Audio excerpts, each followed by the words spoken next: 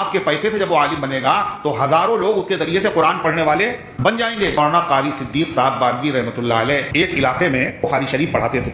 بخاری شریف جو پڑھاتا ہے آدمی اس کو کہا جاتا ہے شیخ الحدیث۔ حضرت کو پتا چلا کہ حضرت کا جو علاقہ ہے ہتھورا، باندہ کے بعد ہتھورا گاؤں ہے، اس علاقے میں ارتداد پھیلا۔ ارتداد کا مطلب لوگ مرتد ہونے لگے، دین اسلام چھوڑ کر دوسرا مذہب اختیار کرنے لگے۔ حضرت قاری صاحب کو جب یہ پتا چلا تو حضرت نے بخاری شریف پڑھانا چھوڑ دیا۔ بڑی عزت کی نوکری تھی، بڑا عزت کا مقام تھا، بڑی مقبولیت تھی، بڑی محبوبیت تھی، صرف اس خیال سے کہ قیامت کے دن پوچھا جائے گا تم بخاری شریف پڑھاتے رہے اور لوگ دین سے نکلتے رہے، تم نے اس کی کوئی پرواہ نہیں کی۔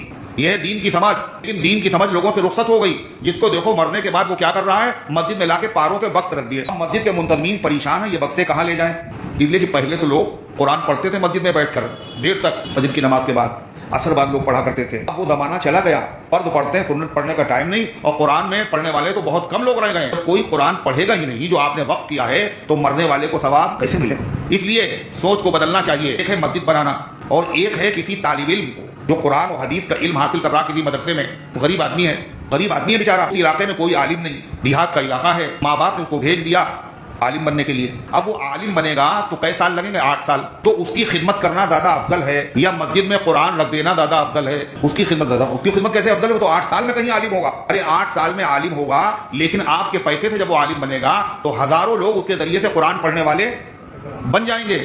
لوگ دیکھتے ہیں نقد فائدہ کہاں ہے، مسجد بن رہی ہے، یہاں تو عبادت کی جائے گی، یہاں تو سجدے کیے جائیں گے، سب سے افضل مسجد ہے۔ تو جس وقت جس چیز کی ضرورت ہو اس وقت جو تقاضا ہو وہ کام زیادہ افضل ہو جاتا ہے اور اس کا عمل کرنے والے بھی افضل ہو جاتے ہیں۔